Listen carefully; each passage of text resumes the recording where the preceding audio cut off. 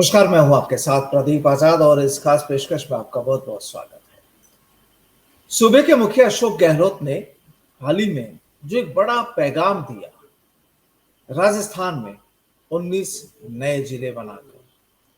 दरअसल जिलों की ये जो सियासी जो कहानी शुरू हुई, जाहिर सी बात है कि वो तमाम जनप्रतिनिधि, विधायक, वो सब खुश हुए जिन्हें अपने इलाके को जिला बनने का सौभाग्य मिला।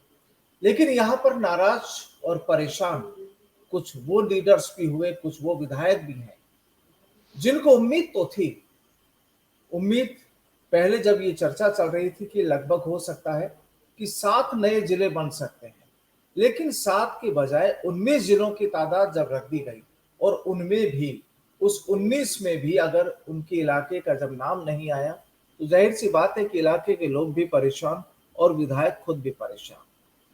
सुजानगढ़ देखिए, 2-3 दिनों से वहां पर भी हालात ठीक नहीं, लोग वहां भी नाराज। तिजारा के विधायक खुद विधानसभा के बाहर धरने पर बैठे, उनकी मांग कि तिजारा या भिवाड़ी दोनों में से किसी एक को जिला होना चाहिए, क्योंकि इलाके के लोगों को काफी उम्मीद थी। तो ये थी जिले वाली कहानी।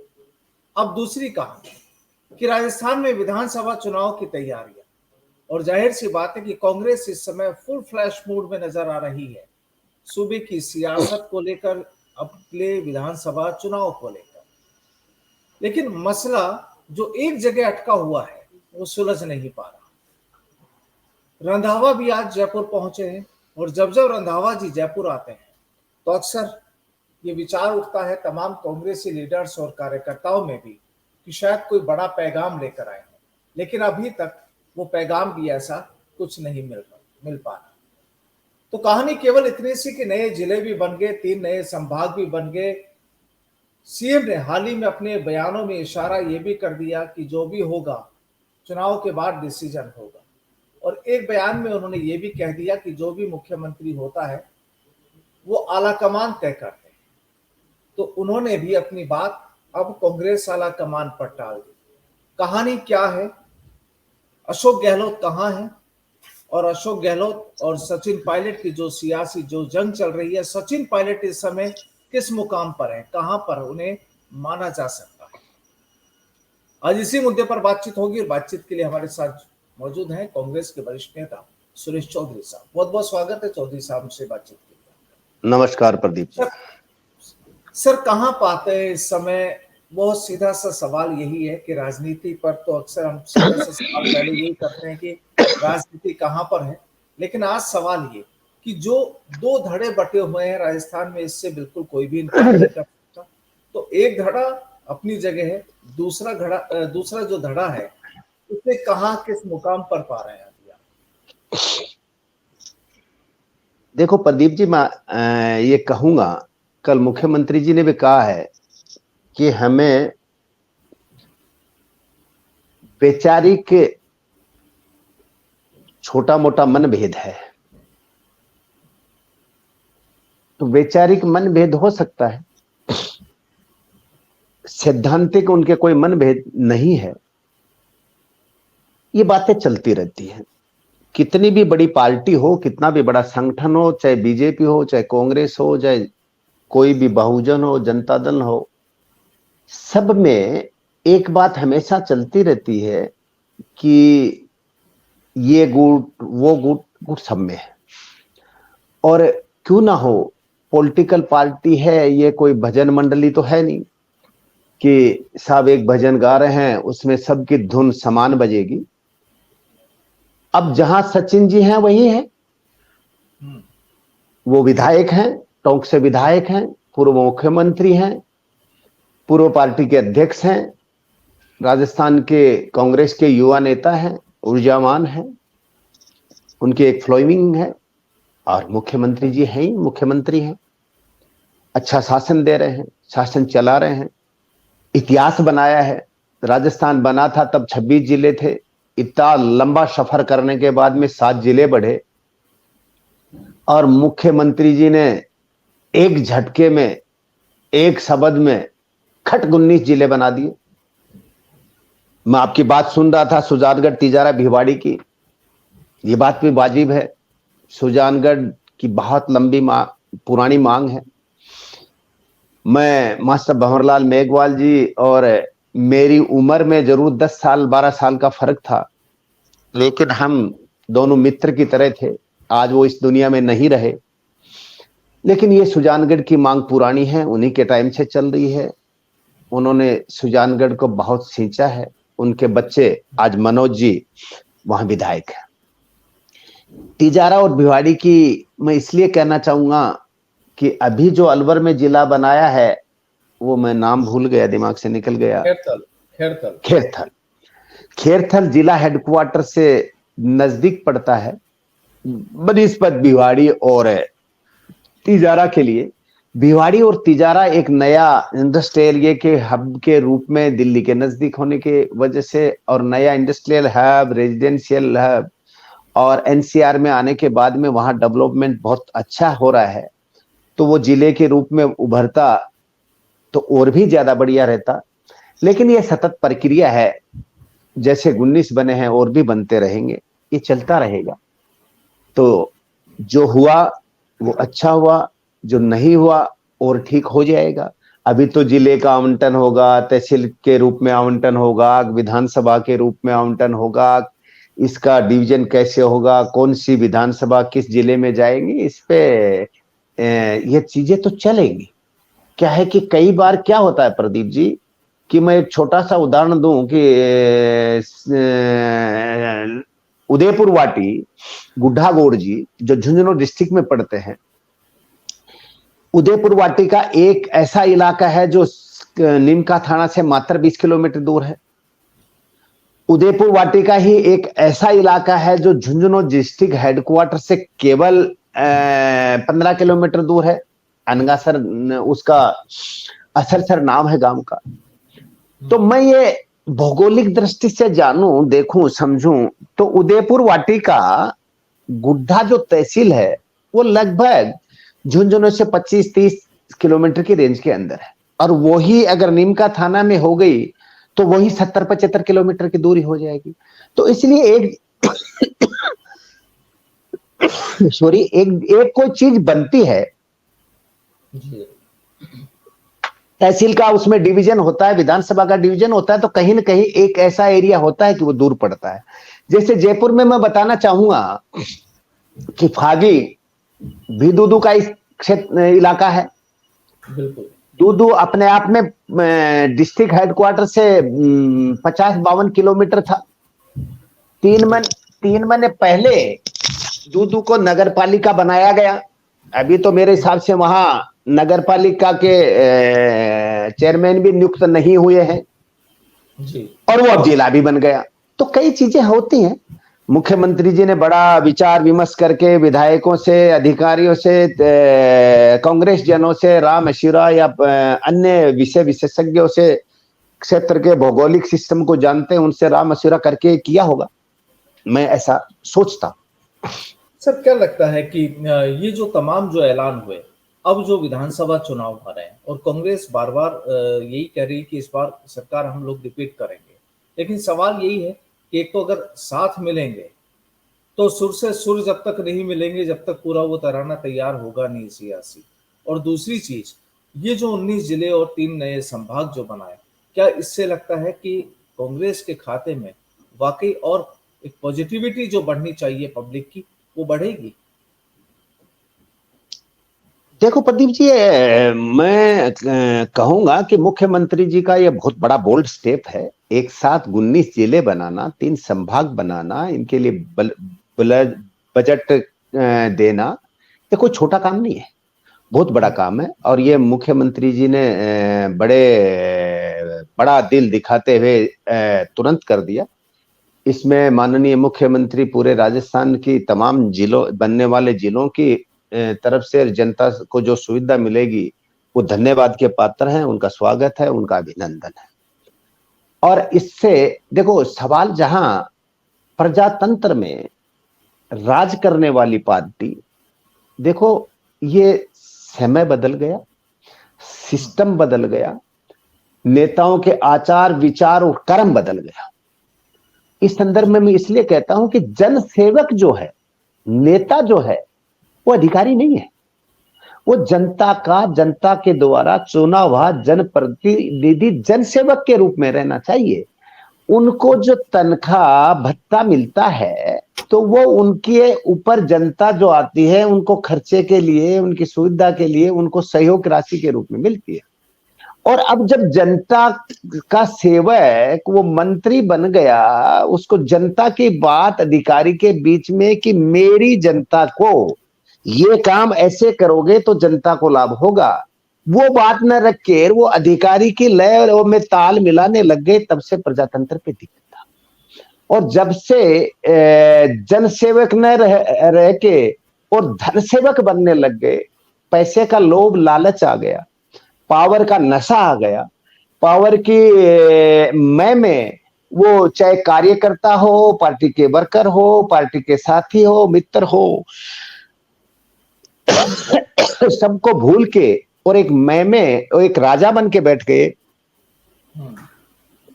तब से प्रॉब्लम आई है। खैर, ये बुराई तो एक सिस्टम है, आता जाता आती जाती चलती रहती है। मैं कहना चाहूंगा कि अभी भी कांग्रेस पार्टी को लगभग 8-9 महीने चुनाव में बच रहे हैं तमाम लेवल पे। क्योंकि वैसे तो मुझे ये कहना नहीं चाहिए, मैं आपके चैनल के माध्यम से माननीय मुख्यमंत्री जी तक आपकी बात पहुंचाना, मेरी बात पहुंचाना चाह रहा हूं। बाकी मुझे पता है कि मुख्यमंत्री जी को मैं अदना सा व्यक्ति क्या सलाह दूंगा, और वो एक वर्कर के बारे में, शासन के बारे में, काम की शैली के बारे में जितना बखूबी से वाकिफ हैं, जितना जानते हैं, उतना तो मैं समझता ही नहीं। लेकिन जब तक पार्टी के वर्कर को बैठा के संतुष्ट नहीं किया जाएगा, पार्टी के कार्यकर्ताओं का और जो सामंजस्य है, आज भी पार्टी का जो एक्टिव वर्कर था, जिनकी मेहनत की वजह से पार्टी 18 में सत्ता में आई थी, वो कार्यकर्ता आज भी घर बैठा है, वो निराश है, हताश है, क्योंकि उसका इन मंत्रियों ने काम नहीं किया। मंत्रियों का एटीट्यूड ठीक नहीं रहा, मंत्रियों का व्यवहार ठीक नहीं रहा, विधायकों का व्यवहार ठीक नहीं रहा, विधायकों की कार्यशैली ठीक नहीं रही। ये पहली बार समय है, ऐसा समय कभी नहीं आया कि कोई ब्लॉक अध्यक्ष बनेगा, विधायक कहेगा वो बनेगा, मंडल का अध्यक्ष बनेगा, विधायक कहेगा वो बनेगा, किसी भी बोर्ड का सदस्य बनेगा, विधायक कहेगा वो बनेगा, उसमें कोई और नियुक्ति होगी, विधायक कहेगा वो बनेगा, प्रदेश कार्यकारिणी का विस्तार होगा, विधायक कहेगा वो बनेगा। और तो भाई, विधायकों को विधायक बनाने वाले ही अगर कुछ नहीं बनेंगे तो ये दोबारा विधायक कैसे बनेंगे? इस पे अगर जब तक चिंतन नहीं होगा, इस पे जब तक मंथन नहीं होगा, इस पे जब तक विचार विमर्श नहीं होगा, क्योंकि प्रदीप जी मुझे बहुत अच्छी तरह ध्यान में है, मैं समय नहीं बताऊंगा, व्यक्ति का नाम नहीं बताऊंगा, मैं ये भी नहीं कहूंगा कौन से सीएम के साथ बैठा था। हम बैठे थे, एक अधिकारी ने आके कहा कि साहब अपन पूर्ण बहुमत में आ रहे हैं, 125 से ज्यादा सीट आ रही है, हर हमारी सीट आई 21, और हमें पूर्ण बहुमत दे रहे थे, आईबी की रिपोर्ट थी, सब कुछ ठीक चल रहा था, हमारी सरकार आ रही थी, और हम 21 आए। तो ऐसा नहीं है। मुख्यमंत्री जी अब की बार मैं ये कह सकता हूं कि वो बड़े चिंतित हैं, परेशान भी हैं, वो देख भी रहे हैं, समझ भी रहे हैं कि उनके दिल की एक ही इच्छा है कि मैं चौथी बार मुख्यमंत्री बनूं या ना बनूं, वो महत्वपूर्ण नहीं है। कांग्रेस यही प्रयत्न कर रहे हैं अशोक गहलोत जी, इसी के लिए प्रयत्न कर रहे हैं तमाम सीनियर नेता। और प्रदीप जी, मैं पुनः कहूंगा कि कांग्रेस पार्टी को एक राजस्थान के लिए स्पेशल चिंतन शिविर रखना चाहिए, और वास्तव में चिंतन और मंथन इसी विषय पे करना चाहिए कि हम 23 में सत्ता में आए कैसे, और उस चिंतन का हिस्सा उन लोगों को बनाना चाहिए जिन्होंने चिंतन करके और 18 में सरकार बनाई थी। अगर ये चिंतन और मंथन हो जाएगा, जो 18 में सत्ता में लाने वाले लोग हैं वो सक्रिय होकर पुनः उसी गति से काम करने में लग जाएंगे। तो मैं भी आपके चैनल के माध्यम से जनता की भावनाओं के अनुसार, क्योंकि जनता चाहती है, राजस्थान की जनता अब की बार चाहती है कि कांग्रेस की गवर्नमेंट बने, लेकिन कांग्रेस की गवर्नमेंट बनाने वाले वो आदमी, जो वर्कर, जो साथी हैं, वो कह रहे भाई बनाया था, बन भी गई, लेकिन पता नहीं कौन आ गए, हम तो वही हैं। तो न चिट्ठी, न पत्री, न कोई संदेश। वो एक गाना है सुंदर सा, वो मुझे पूरा, तो आज मेरा स्वास्थ्य ठीक नहीं है, मैं गा नहीं सकूंगा, लेकिन वो चिट्ठी पत्री भी चालू हो, वो संदेश भी चालू हो। सर सीधा नाम ही ले दीजिए ना, जिन्होंने फिर 18 में जब पूरी मेहनत की, और ये तो पब्लिक डोमेन में है, वो खुद भी कह चुके, दूसरे भी कह चुके, तमाम कार्यकर्ता भी जिक्र करती हैं इस बात का।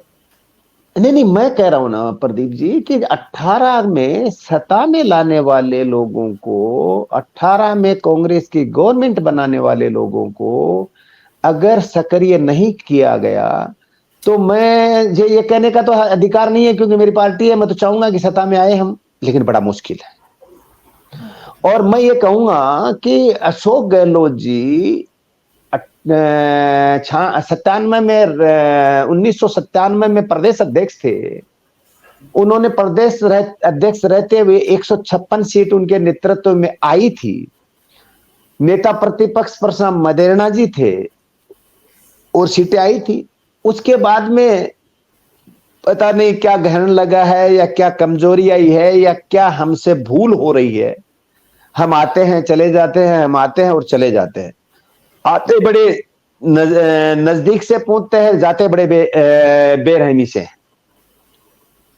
नजदीक पहुंच के भी जाते बड़ी बेरहमी से हैं। तो इसलिए हम सत्ता में आए। इसके लिए मैं क्योंकि मैंने फर्स्ट बार ही कहा कि मैं इतना बड़ा व्यक्ति नहीं हूं, मैं इतनी बड़ी सोच रखने वाला व्यक्ति भी नहीं हूं, इतना मुझे माननीय मुख्यमंत्री जी और सीनियर नेताओं के जितना अनुभव भी नहीं है। लेकिन हमारी पार्टी के अंदर अशोक गहलोत जी राजस्थान में एक ऐसे नेता हैं, अगर उन्होंने दिल से चाहा और उन्होंने सबकी इधर उधर की कान की भुर्कियों को बाहर निकाल दिया, और उन्होंने अपने दिल पे हाथ रख के, क्योंकि उनको कार्यकर्ता की पहचान है, उनको पता है किस कार्यकर्ता की मेहनत से, किस ग्रुप की मेहनत से, किन लोगों की मेहनत से अपन सत्ता में आए हैं। अब ऐसे लोग हैं जो तालियां बजा देते हैं, लेकिन उनको किसी एक जिले में, या किसी 2 विधानसभा में, या किसी 2 जिलों में पहचान रखने वाले लोग ही बहुत कम हैं। राजस्थान की तो आप बात ही भूल जाओ। आज राजस्थान में पहचान रखने वाले केवल 2 नेता बचे हैं हमारे पास। युवा नेता के रूप में सचिन पायलट जी, और सीनियर नेता, अनुभव और एक मजबूत नेता के रूप में अशोक गहलोत जी, जो पूरे राजस्थान में नेतृत्व रखते हैं। राजस्थान में उनकी फॉलोइंग है, राजस्थान में सब लोग उनका आदर करते हैं, सम्मान करते हैं। और राजस्थान का पूरा कांग्रेस जन, राजस्थान की पूरी जनता ये आस लगाए बैठी है, इस आशा के साथ बैठी है कि अशोक गहलोत जी और सचिन पायलट जी ऐसा क्या संदेश दें कि ये कांग्रेस पार्टी पुनः सत्ता में आए। देखो, अशोक गहलोत जी ने कल भी कहा है, मेरे हिसाब से आज ही कहा है, कि मुख्यमंत्री तो भाई हाईकमान बनाता है। सत्य भी है, मुख्यमंत्री तो हाईकमान बनाता है, इसमें कोई दो राय नहीं है। लेकिन बाद में क्या होता है, इसमें भी कोई दो राय नहीं है। सर, आपने अभी एक चीज बोली थी कि अशोक गहलोत भी ये चाहते हैं कि सरकार उनकी बने, सीएम कोई भी रहे। लेकिन अभी जो 3 दिन पहले एआईसीसी ने अपने इंस्टाग्राम हैंडल पर एक मारियो वाला वीडियो, जिसमें मारियो के किरदार के रूप में अशोक गहलोत को दिखाया, और जिस तरीके से मारियो गेम था, कुछ उसी तर्ज पर उन्हें भी दौड़ाया गया, और टैगलाइन सीधा सा कि गहलोत फिर से 2023 से 28। तो इसका मायना क्या निकाला जाए, क्या समझा जाए? देखो प्रदीप जी, मैंने ज्यादातर कांग्रेस में लंबे टाइम सेवादल में काम किया है, और सेवादल में काम करने वाला व्यक्ति हमेशा नेता नहीं कहता, वो एक साधारण वर्कर अपने आप को समझता है, पार्टी का सीधा साधा सिपाही समझता है। दिल्ली क्या करती है उसको हम सलूट देके सहज स्वीकारते हैं। तो हाईकमान ने अपने इंस्टाग्राम पे जो चलाया, हाईकमान को सलूट, हाईकमान जाने कैसे चलाया। लेकिन मैं एक कार्यकर्ता, मैं मैसेज जनता तो के बीच में, राजस्थान तक पहुंचा ही ना, मैं मैसेज तो जनता के बीच, मैं बता रहा हूं ना, मैं जनता के बीच जाता, मैं जनता का मैं धन्यवाद देना चाहूंगा, मेरे मित्रों का, मेरे साथियों का, कि मुझे लगभग हर ऐसा, हमारी कांग्रेस के 400 ब्लॉक हैं, तो कहीं कम कहीं ज्यादा मुझे 400 ब्लॉकों में ही मेरे साथी, मेरे मित्र जो जो जिन्होंने मुझे चलाया। मैं नहीं चला पाया सेवा दल, उन साथियों ने चलाया मुझे, उनकी बदौलत मैं काम कर पाया। उन साथियों से मेरी वार्ता होती रहती है। सबका एक ही कहना है, सबका एक ही कहना है कि सरकार का काम बहुत अच्छा हो रहा है, सरकार के निर्णय बहुत अच्छे हैं, सरकार की योजनाएं बहुत अच्छी हैं, जनहित की योजनाएं हैं। लेकिन सरकार का जो एक संदेश जा रहा है कि हमारे में गुटबाजी है, ये चाहे नहीं स्वीकार है, हमारे नहीं स्वीकारने से मैं इस पॉइंट को ऐसे टाल देता कि हमारे में कोई गुटबाजी नहीं है, तो भी मैं इस बात को वहीं छोड़ सकता था, खत्म कर सकता था। लेकिन हमें ये संदेश देना पड़ेगा और भी प्रैक्टिकल देना पड़ेगा कि नहीं, हम पूरी शक्ति के साथ लग रहे हैं, हमारे में कोई गुटबाजी नहीं है, और हम पुनः 23 में राजस्थान में गवर्नमेंट बनाना चाहते हैं और 24 में राहुल गांधी जी को प्रधानमंत्री बनाना चाहते हैं। अगर हम साफ दिल से अगर ये दोनों काम करना चाहते हैं तो हमें पार्टी के वर्कर को भी राजी करना पड़ेगा और गुटबाजी खत्म करना पड़ेगा। बिल्कुल, यानी जाहिर सी बात है कि आपने 2018 के चुनाव का जिक्र किया, क्योंकि कई बार पब्लिक डोमेन में ये चीजें आ चुकी कि जब सचिन पायलट को वहां पर जिम्मेदारी मिली थी तो उन्होंने कहां से कहां तक पार्टी को पहुंचा दिया और सरकार भी बनाई। और अब ये भी साफ बात है कि जो भी पुराने आपके वर्कर हैं या जो अपना वजूद रखते हैं, अगर आप उन्हें छितरा देंगे, उन्हें अलग कर देंगे, अलग रख देंगे, तो शायद जो आपकी इच्छाएं हैं, अभिलाषाएं हैं, शायद वो पूरी होने में फिर मुश्किल तो होगी, क्योंकि पब्लिक तमाम माहौल, तमाम चीजें और सब कुछ बयान भी सुनती है, तस्वीरें भी देखती हैं, सारी चीजें हैं। चलिए इंतजार नहीं मैं प्रदीप जी मैं ये कहना चाहूंगा कि एक वर्कर है ना, एक वर्कर कोई एक दिन में तैयार नहीं होता है। बिल्कुल, एक अशोक गहलोत को बनने में कांग्रेस पार्टी को 50 वर्ष लग गए, एक सचिन पायलट को बनाने में भी अभी तक 20 वर्ष लग गए, एक सुरेश चौधरी को बनाने में भी पार्टी को 25 वर्ष लग गए। तो ऐसे हम जो 25 25 30 30 40 40 वर्ष से जिन्होंने पार्टी के एसेट्स बने, पार्टी ने हमको दिया, पार्टी ने हम पे खर्च किया, तब हम पार्टी के लिए बने। और उन लोगों को अगर निष्क्रिय समझ के और साइडलाइन कर दिया जाएगा तो पार्टी को प्रॉब्लम होगी। ये मेरी बात मेरी नहीं है अकेले, ये आम कार्यकर्ता की, हर उस राजस्थान के जागरूक कार्यकर्ता के दिल की बात है ये, इसलिए मैं कह रहा हूं ये बात। शायद कोई भी राजनीतिक दल हो, ये हर दल पर लागू होता है, पार्टी कोई सी भी हो, पार्टी कोई सी भी हो, ये नियम कायदे, ये तमाम चीजें तो बिल्कुल सब पे ही लागू होती है। चलिए बहरहाल बहुत बहुत शुक्रिया चौधरी साहब, समय देने के लिए, बातचीत के लिए आपका धन्यवाद।